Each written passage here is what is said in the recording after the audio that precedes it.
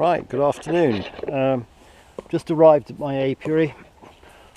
I'm not editing this as usual. Let's see what's going on. I've got the end of the feeding here in my hands, and oh look, they're flying. And the first thing I can smell, which is worth knowing, is that crikey, they really are flying, is I can smell a very pungent smell, and it's ivy. Let's put my hive tool down there. They really are flying at it somewhat today. It's like a summer's day. It's late in the afternoon, it's about 29th of September, and as you can see we've got a lot of activity here, and this is really good news. Not so much on that one, but it's good. This is good news, and the reason I'm pleased about this, oh look, you can see what they're knocking a lot of pollen off their legs where they're going in through the mouse guard. In fact, this lot here, I think I'm going to try opening the mouse guard up for them a bit. There we are. Let's open that up. They're having a bit of a problem here, so normally I'd leave the mouse guard on for a bit, but they're knocking so much pollen off. And of course pollen is always a good sign, a good thing, because it means that they're actually bees in there, or queen in there, laying eggs. So that's my special thing to keep it open. These guards seem to be too tight. There we are. Ouch, there we are. Anyway, so here we are, lots of bees flying. Really pleased about this, and as I said, the smell, they're bringing in ivy, which means they're bringing in lots of pollen and more nectar to finish off what I've given them in terms of syrup. You can see they're really flying nicely here. Some are flying more than others, but that's not really an issue. Anyway, so there we are. Now, how do you know when your bees have had enough food? Partly you can tell by the pile of empty cans. The other way of doing it is to heft your hive. Now here's a hive, and you should roughly know the weight of your hive, so I'm just going to put my hand under the back of the hive and lift, and that's good and heavy. This one here is pretty heavy, in fact very heavy. That one's a bit lighter, but it's still heavy. This one here, couldn't lift that on my own now. That's very heavy. So each hive, I just go along, put my hand over behind it down the back, and just lift it. That's heavy. That's heavy. Very heavy. Very heavy. Very heavy. I classify them, give yourself a hernia, to just uncomfortably heavy. Let's check the rest. It doesn't take many minutes to heft a hive, and it will tell you a great deal about what's going on in the hive. Let's try this one. Very heavy. Pretty heavy. Very heavy. Very heavy.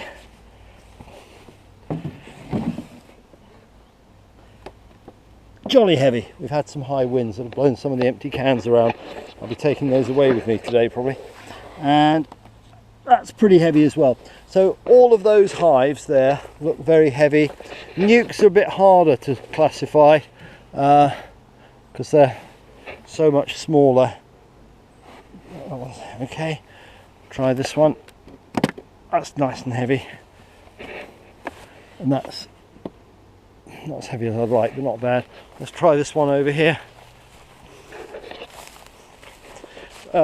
You won't find a lot of difference in hefting weight between a poly and an ordinary hive in my experience. So that is seriously heavy. I've actually tied it to something. I haven't gone under the no, I thought perhaps I'd tied that down to the yes, perhaps I have.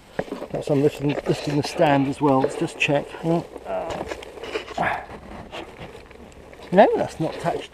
I thought perhaps I'd attach that one to the hive stand as well. I think it's just stuck down. Yeah, no, that's seriously heavy. So I did actually come up here to feed that one, this one, but I'm not. It's quite heavy enough. Just try these last two over here. Try these. So there we go.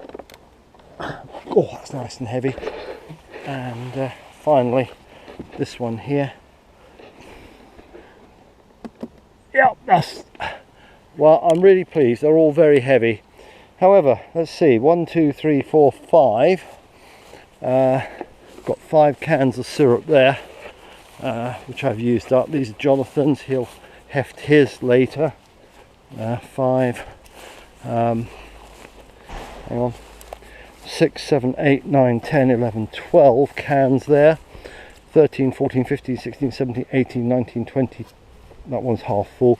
21, 22, 23, 24, 25, 26, 27, 28, 29, 30, 31, 32, 33, 34, 35, 36, 37.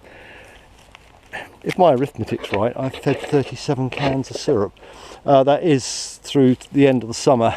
Since the end of the summer, it's not just winter feeding. We just had no food here coming in. But now we have the ivy, which will finish them off. They're all good and heavy. There's a direct correlation between the survivability of a colony and the amount of food it's got stored. Always bear that in mind. Light colonies will starve to death just after Christmas. So always feed plenty. And if you're really worried, slap a cake of fondant on, even now. But in fact, I think I'm going to I'm not going to put fondant on straight away. On the nukes I will, because they're always short of food, but I think this will be fine. Anyway, so there we go, all done, and we're in business for the winter. So I'm really pleased about this. A couple of them you've probably noticed over there. There's a pink one over there and there's a pink one here. I've got supers on. But they're just extra storage for food, and they will go underneath the main brood box to go through the winter.